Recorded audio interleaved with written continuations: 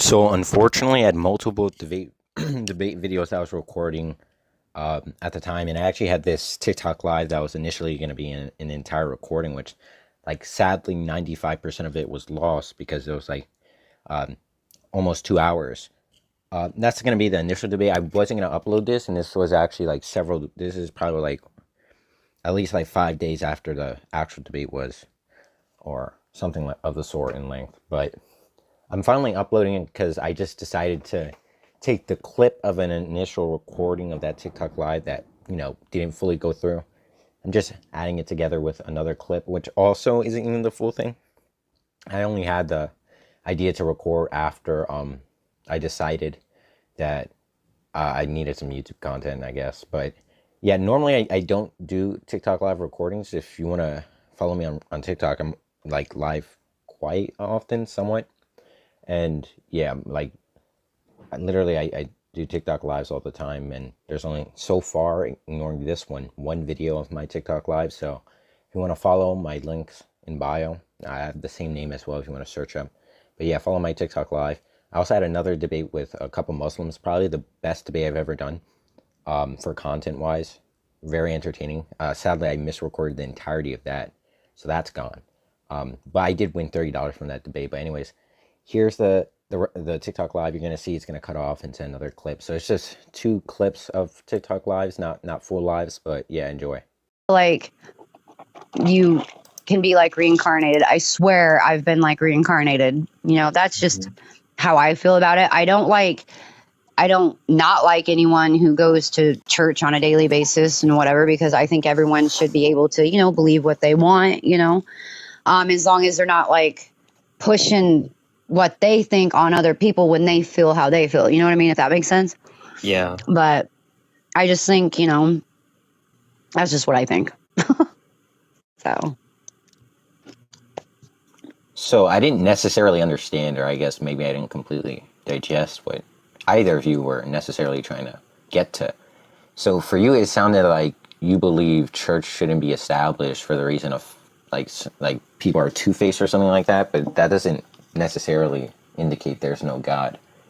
My view is the idea that God. No, that's not what I was saying. I was just saying my personal experience, like my personal experience whenever I went to churches, like as a kid, and even when I tried to go to church when I grew up an adult, it may have been because I went to the wrong churches and that's how the people were. But in my experience, my personal experience, each one of these people were like really two-faced. Like they would go to church on Sunday and say one thing and then do the complete opposite, and then they would judge me on my life. I want to know why you believe in reincarnation. You don't know why I believe in reincarnation? No. It's just because of, what I believe. Like, you're an atheist, right? Well, I hold beliefs that are rational in virtue of something that indicates some truth maker for why my belief is rationally justified. I don't believe in believing in arbitrary propositions. If it is the case you don't have some justification for a belief, I see no reason to committing to the view. I can justify my atheism, but I don't know if you could do the same for your belief in reincarnation. Right, and that's fine. If you feel that way, I'm not gonna tell you you're wrong. I don't have a reason to tell you you're wrong, because that's you. Well, I just want to understand your position. Why do you believe you were reincarnated? Honestly, like sometimes for people and like myself, it's sometimes a mental thing. I mean, honestly, it can be. Like for me, it makes me feel better. It does. It makes me feel a lot better. I've seen people go and it was very hard. I've been facing stuff, in my life, and it's really hard. And sometimes when I think, okay, does something happen? Is something going to happen? It can be scary, Okay. That's why. And that to me, that's why. Well, to some degree, I definitely do understand, but at the same time, it seems still very, I guess, fallacious, right? It's like some coping mechanism in some manner, but that still is like an appeal or appealing to consequences. I can say I believe in unicorns because unicorns raise my mental status. That doesn't somehow indicate the truth of the proposition. Right. And like I said, I didn't get on to say what was true and what wasn't true, because everyone sees truth as different things, honestly. I just said what, I like, and what what me as a person thinks, just like, you guys as people think, I don't think you're wrong for, what I mean, what you think. I'm not saying that what you believe or whatever it is wrong, because you have every right to, Me you have every right personally, to. I don't really see a way a God can't exist. Like for you, what's your monkeyboy? I want to see like what is your reasoning on why you say no, God is real? Like we're just Oh, people. well, in terms of argument, I usually use an argument that goes something like parentheses P disconjunction Q parentheses equivalence parentheses something like S and, or I guess conjunction, and then negation to like some R parentheses. So that simply is just a valid form of inference for a deductive argument. The argument just goes like, if it is the case God can be known or is known to exist, then if and only if then one can grant analysis for skeptical scenarios or demonstrate it is not the case monomonism is true, which instantly would lead almost any theist to fail in justifying that a God exists. It's very complicated. It's more philosophical. I usually work in a domain of like professional theologians and apologists who actually know more. Mainly for TikTok Live, I'm up here just to understand many people's view, because I mean, among almost everyone on this live, or at least most people, they're not well acquainted in philosophy. And I just want to demonstrate whether or not that either fortifies their already held position or somehow gives credence to a new view, that they either have to, give more justification for their view or commit to another view that may demonstrate that it is the case the God worldview is not just. Yeah, I'm not even gonna lie. Like you're really on another level. I can't even debate that because I don't study any of that. So you got some very valid points, my man. I got literally my only justification that I think God is real is just the fact that I think God is real. I don't really believe it in the form of like most Christian or other religious organizations where they think it's like some deity or some man that created us with magical powers. I think that's what turns most people off to religion because it sounds ridiculous. But at the same time, I think that's also me. I don't really believe in God as like a person. I just think it's like an energy or like, you know what I'm saying? Because at the same time, how can the earth exist in such a perfect balance point and create all of this that we see around us, But at the same time, there really isn't anything to I back understand that up. that view mainly for a scientist perspective, Yeah. but within the view that I said, so I don't know if you very well took in what I said about my argument, where I implemented something called skeptical scenarios. Yeah, I have no idea what that is. Yeah, so for any proposition to be just, it must have some form of justificatory scope, which means there must be a truth maker, which is the case that in virtue of something, a proposition is true, right? I can claim I have a dog, Yeah. or I own a dog, but there is no reason to actually commit to the view of the claim if there is not in virtue of something that demonstrates the proposition is true. So all the appeals to intuition or my perception is completely nullified or mitigated by the idea of two philosophers, one named Descartes and Rene Descartes, and another one named David Humes. They challenged the idea of sense datum, and in virtue of what is my sense experience justified, in virtue of what is it the case that there's other entities or minds, agents, and that hasn't been justified ever since. There's no real justification. I mean, I've seen some valid arguments, but not sound ones, and they're easy to like refute.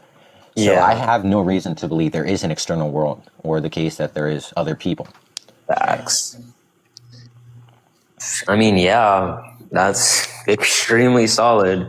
Which is Because a really big defeater, or at least undercutter for the idea of theism, right? If it is the case that God exists to explain the universe, well, in virtue of what is the universe even to exist for which a God explains, right? And that's what my argument presents, for which, if it is the case God exists, you can give analysis for why it is the case skeptical scenarios are untrue, which means only if within the state of affairs that God exists would one be able to justify that we're not in a skeptical scenario, such as I'm in a dream, I'm a brain in a vat, I'm in the matrix. There's a million, well, there's an infinite set of underdeterminate hypotheses for which I can give, for which, it is the case there is no external world, so there can't be a God. Only if there's an external world is there a God. And then there's modal monism, which is a way more depth philosophical view, which is actually something I'm not going to get into for now. It's too lengthy to get into people who are, I guess, novice to the subject of philosophy. It's very nuanced. I mean, yeah, I guess. Other than that, all I can say is that I just believe in God, but it's a blind faith. There's nothing that backs it up. Whereas atheism has a lot of stuff to back it up, the actual evidence. Yeah. Okay. Well, good discussion, bro. I definitely lost that one. Yeah, it was cool talking. Well, I don't think you should look at it as a manner of win or loss, right? This is not like any type of formal debate anyways. Maybe you should take something from this and maybe do some little research, or maybe try challenging yourself in arguing, like, I guess, just trying to materialize the argument I presented and either trying to commit or go against it and see which, I don't know, you better handle. All right, man. I do want to respond to someone in the chat, though. His name is I Am Not. He said, God is the best explanation for existence, for nothing comes from nothing. Even in science, there's no belief that God, or the idea that the universe came from nothing, the Big Bang wasn't the creation of the universe. It is believed that energy is eternal, and that matter is just a form of energy for which there is some change in the state of affairs of energy, for which it now became a material state, not the case that energy arose from something else or from nothing, right? It is the same as the idea of an eternal God for which nothing created God.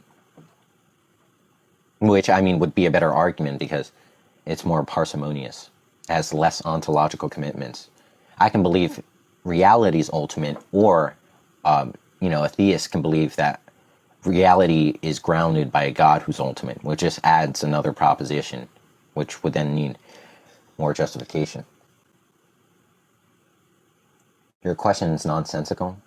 There must be a prime starter, logically, without needing an argument, right? That's just a claim. But if anyone else would like to come up, I hope you do. You can request. Even if you have a question. This guy's saying a whole lot of nothing. I mean, you not understanding my position doesn't mean I'm not saying anything. Pretty educated on what I'm saying. I'm not speaking out of my rear end. I mean, if you're able to request up, you can, and we could talk about it. If not, then hopefully get your followers up and we can gladly have a conversation on it. And I could go into more, simpler terms and dissect my position better for you. Where do you think morals come from? Actually, I'm a non-cognitivist. I don't believe morality exists. The only way that there are morals is if it is the case there is objective morality, which is to say morals are a facet of the universe itself. It has its predictive power. So I look at them as more so being models and representations in how we interpret reality. But I think that's a different thing. But well, I wouldn't say reality. I would just say the phenomenological realm, because reality is just the set of that which is real within a system. But science doesn't go about justifying the scientific world is even real, right? Well, I guess I'm not using reality in the term that you consider it in philosophy. I guess I'm using a colloquial use of the term, but I guess when you're using this philosophical term, then yes, I would agree with you. I mean, that's what it's lexically also defined to be, just the set of real, that which is real, the aggregate of real entities within a system. Yeah. But I'm curious as to what Mitch's thoughts are on this. Yeah, I would kind of agree, but then disagree in part. So I agree that science doesn't validate a scientific world, right? But it does point to a naturalistic world. And I think when you say a realm, I think a realm is a subset of what is real, and you can't really have a realm without at least identifying part of that as real. So it could be intuitively real, right? Real to the sense of perception, but that's not real in the sense of a more ontic status of reality. well, yeah, but you might reject. So you could be a scientist, for example, but kind of reject the idea that there's like reductive physicalism, for example, and then you would just say something about reality, whether it's what you intuit or whether it points to, whether it's a correspondence with something or whether it just coheres to a set of facts. Whatever the case might be, it's still real in some sense, and I think that's what Robbie meant. Like it's not. Well, yeah, it's real in the sense of a phenomenological scope, right? Right. I mean, I just take real to be a quality of truth in description. So if I'm describing the phenomenological world, right, I can distinguish like psychologically that which is, intuitively real and intuitively fictional. But that still doesn't determine that whether the intuition itself is reflecting reality, which is the issue, right? In some sense, so of course, there's going to be pragmatic like use and relevance and utility of science, where it does determine a realm of real, whether or not that is superposed to being real. But I mean, I'm not going to reject science completely, right? In all senses, we still entertain the phenomenological world, whether or not there is some method of demonstrating it, right? Right, Mainly exactly. in part because of indeterminism, right? There can be a cliff right in front of me while I'm walking, but there also can be a cliff on the left of me. So if I don't walk straight and I decide to take a left, that's the actual way I'm going to fall off the cliff, right? There's an infinite set of hypotheses for the state of actual reality. But we all entertain the view that, well, I'm not of the impression that there's any cliff either on the left, right, or in front of me. So I'm just going to entertain whatever it is I'm perceiving, because there's nothing in determining the other scopes of, what we can just say conjury of fiction metaphysically. But of course, like science develops technology, medicine has so much use, but in a more broad sense of where we don't apply dogmas, right? Whether or not this is true reality is where the issue comes about. But I even think that philosophy has a difficult time because, from what I've seen in people's arguments towards it, it seems to be so much disagreement within the philosophical world, and I find it hard to really follow all of the different, arguments that come along. Maybe because I don't invest much time to study it in more thorough detail, but it just seems really hard to really get to the essence of a particular, even to figure out what. The essence of knowledge itself seems to be a thing that can't be agreed on. I understand what you're saying. Like, I take philosophy, of course, to be the method of attaining or apprehending truth. But with this insight to methods of truth, it just widens our insight to what is more, I guess, discrete or discursive hypothesis of where indeterminate comes up, right? With a sense of truth and modality, well, that just opens the door to more possible worlds, to where, although we're accessing truth, it also in part makes it further to what truth is. Yeah. Just FYI, I agree with all of you. And if anybody in the chat needs interpretation, monkeyboy simps hard for philosophy, Robbie simps hard for science, and Mitch is in the middle. That's my summary. Pretty accurate, yeah. Yeah, I just feel like the human mind is limited, but maybe I don't know if it is, even through a philosophical sense for us to. It's sort of. So tell me, as that was a good summary. Oh, and that was a great summary. Sorry. Well, but like poor monkeyboy, because people tell him all the time, like they're like, can you put it in layman's terms? And he's like, I don't know how to do layman's terms. This is what I know. So one of the annoying things is like when I try and say that in layman's terms, they're like, "Yeah, can you say that even simpler?" And the purpose of saying it in layman's terms, I was like, "How did you not understand that?" Well, but I think like, and somebody brought up good points. Like when you get into a like really immersed in your field of study, it becomes really easy to use the terminology and lingo that that comes with it. So you kind of just develop that habit. It's kind of hard to break it down because you've already invested so much into gaining the knowledge. I think it's more of just like do you have like Nils is really good at like taking some of these more complex concepts and like breaking it down and giving you like a real world example where it makes sense. Like there was one time I think like Robbie was trying to explain something. And Nils was on the panel, and I was like, okay. And then so Nils used like, what was it, Robbie? Something like, imagine like it's your eye, like the retina of your eye. So it was something like that. And so that made a lot more sense to me. And that way I could conceptualize what Robbie was talking about. I forgot the concept in which I was talking about. Yeah, I can't remember. But if I see it again, I can use that reference point that Nils gave. But I think for me, I often don't go into the details of all of the stuff that I do because it'll just be kind of meaningless to others that aren't really experienced in this particular field. So I try to just speak how most people are aware of. But even that it gets to a point where you're trying to oversimplify that it actually loses the meaning in which you're trying to portray. Right. That's kind of the opposite spectrum of it, is losing the meaning. What are you offended about, Mitch?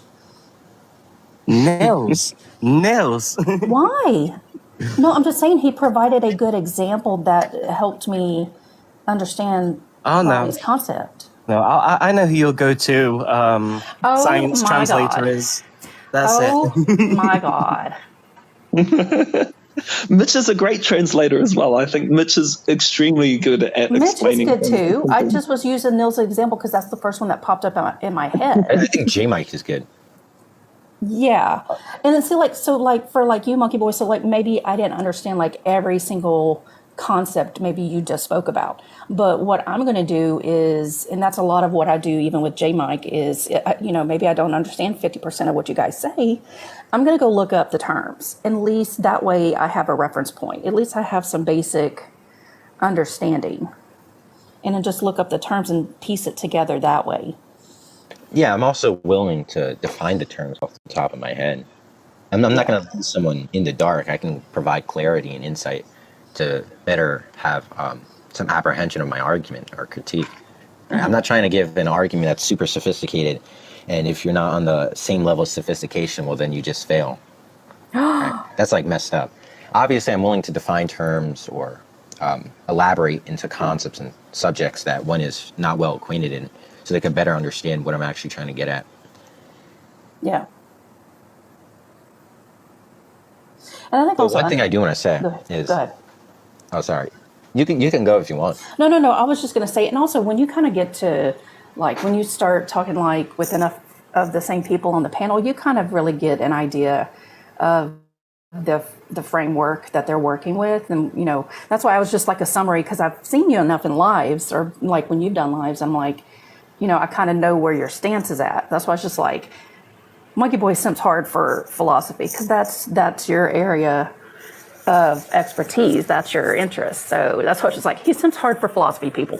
That's what he's So, and you start understanding. Yes, Mitch, what would you like to explain to me, dear?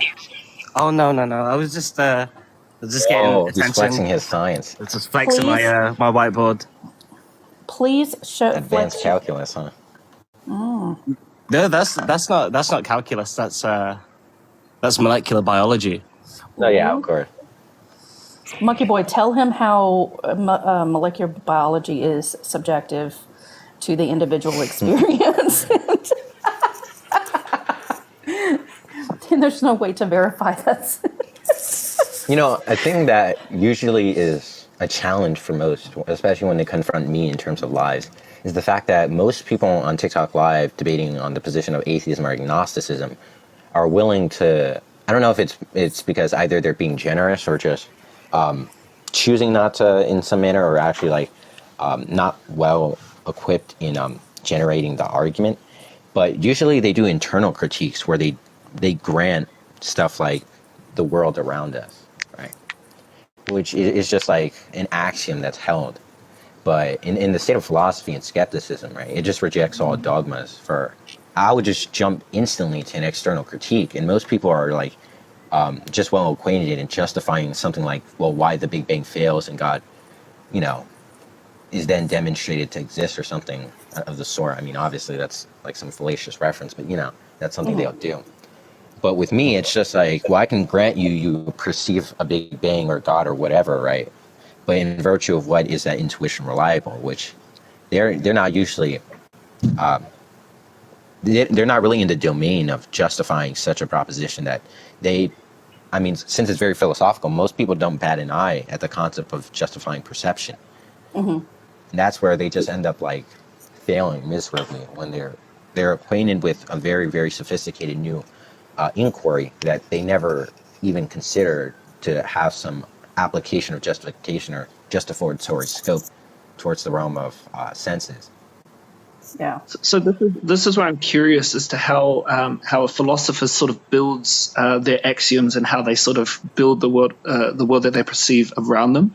So like how do you sort of construct your like at least like for me, it's everything. If I sort of penetrate far enough back, I can reach solipsism, and then beyond that, I'm curious as to how people try to build and form their foundations of their worldview. Yeah, I'd be interested to hear your monkeyboy. Yeah, of course. I'm not a foundationalist thing. Most people come to me are gonna probably think I'm a like extreme skeptic, which is actually funny enough a misnomer because skepticism is to reject dogmas and pseudo-skepticism is to reject dogmas but in some state of affairs accept it, which is pretty much what foundationalism is. There's no such thing as extreme skepticism. It's either pseudo-skepticism or skepticism. So I'm a skeptic where I'm basically an epistemic indeterminist. I don't believe we can determine anything, right? Because there's definitely a bunch of models of truth for which truth is the criterion in which we justify something, for which to act in virtue of what is my model of truth more meaningful kind of sounds incoherent because you're like applying the content of truth into some justification, which is kind of like redundant. Same with logic, right? When someone says, well, give me a reason why, classical logic is more reasonable than paraconsistent logic, right? Well, reason is a folk notion within the system of logic for which to give reason to the system of reason kind of is incoherent, right? You're using the content of a subject or concept to justify its own like content, which the concept itself is just the label for the content. So things like modality, logic, and truth are instantly gonna. That's why philosophy is just like so difficult a subject because there is pretty much no agreement in reality. So my question is, even your existence is indeterminate. You can't determine that. Is that basically even with your conscious mind having the experience? Yeah. So although I am a Cartesianist, which I appeal to Rene for like methodological skepticism, he pointed out the only fact is I think therefore I am, right? If I have discursive mental content, if I was nothing, I can't even have a misrepresentation of reality, right? The content of nothing is to have no facet of any quality or predication. So whether or not what I'm perceiving, it must necessarily indicate I exist, right, of some manner. But I don't hold to that idea because the idea of thinking or thought is a terminology that semantically can only be advised or lends credence to some reference of the external world, right? We facilitate the meaning of thought under the understanding or scope of what we perceive, for which if we're talking about a mind that is metaphysical, which is discrete of content of philosophical, or I meant physical structure, then thought is not intelligible under a metaphysical scope without access to analysis of a metaphysical understanding of thought independent of physical states.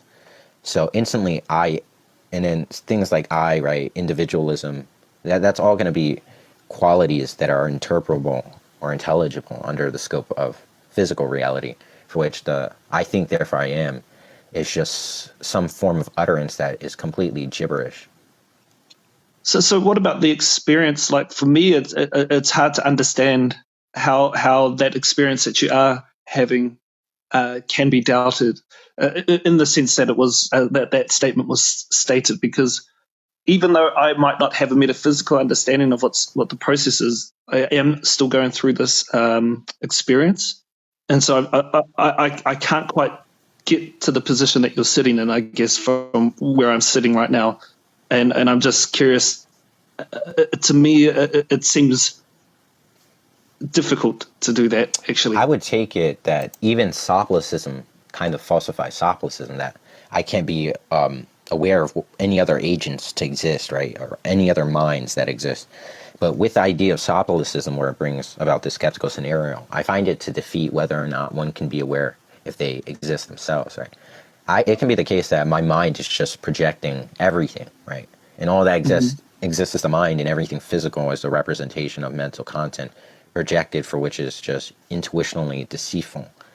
But if that's the case, right, all minds that other minds intuitively that seem to have their own independent knowledge of what I gained access to can just be algorithms of their own impression of intuition, for which is just, some form of high algorithmic mental projection. But if that's the case, in virtue of what is it the case that I think, therefore I am? If it's not the case, I have the intuition of thought, but I'm just an algorithm of a state of impression, right? For which I don't see any form of justification for that, right? I can just be some form of, AI or something that thinks I have a metaphysical mind status, when really it's just the impression of it. It's still hard for me to sort of shift from where I'm sitting here, because I feel like I can actually, I don't know, maybe it's a bit over my head, to be honest, but at least from where I'm sitting, it just seems nearly impossible for me to doubt that, and I seem to be forced into this sort of corner of the experience that I'm having, and whether I understand whether that experience is just some algorithm or not, I am still having this experience. And that's a part I'm having to struggle with regards to what you're saying, to sort of shift from this position. Yeah, that's where the dogmas come in, right? One is like married to the concept of intuition, because it's just like there's no other sight of anything else, right? Yeah. All there is to know is the perception or the state of intuition. So it's hard to let go of the idea intuition is of any sort reliable of any manner, which is why most scientists are. I would take science and philosophy to be almost antithetical, even though there's like science of philosophy, or philosophy of science rather. I just take science to be the, I guess the antagonist. I meant philosophy to be the antagonist of science, where all it does is kind of take all the investigation that science did, throw it out the trash, because it doesn't come to accessing truth. I don't blame you for not being persuaded, especially because it's so hard to just ignore all that is. Because in order for anyone to make any of this, the concepts of anything philosophical related, there must be a general grounding in intuition for where we derive and have derivation to all these philosophical subjects. So to leave what grounded all these thoughts then in the trash is, obviously something most people are going to have a hard time with, which, I completely understand. But Mm-hmm. I guess I've been too educated into philosophy that I just learned that, for me, at least, it's easy to let go. Yeah, like I see what you're saying, and like for me, I guess it's that intuition of me having an experience that I'm going through, and it is really difficult to let go of it, because it's not that I like, yeah, in my mind I could just be like, oh yeah, fuck it, who cares? Like, yeah, I can let go of it. But when I really try to think about it and get to the core of that thought that I'm having, it is really difficult. Like, almost feels like it's impossible to let go of. But yeah, maybe I'm just too tired or married to this concept. But it's as far as I feel like I can explore my mind, to the point of where my doubt is cornered to, and I don't know how to doubt past that. Yeah, especially science, because like they take years just to generate one prediction, and somehow correlate it to some evidence and all that stuff.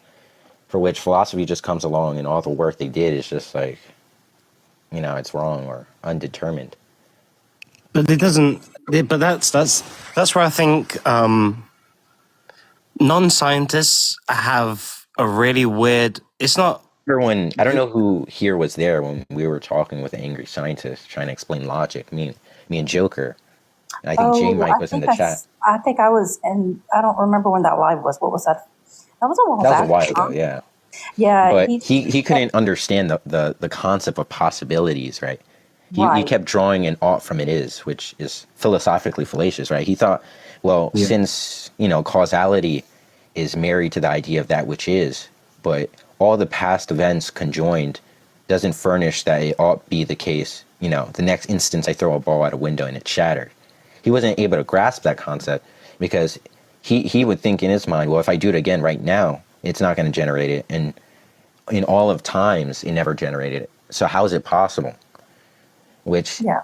that's why so much of science can't, they're too, there are some ways But many this. scientists do reconcile philosophy and science, but Yeah, but I would they're say super it's antithetical more and in more. some sense. But yeah, I would say you've probably not spoken to many scientists.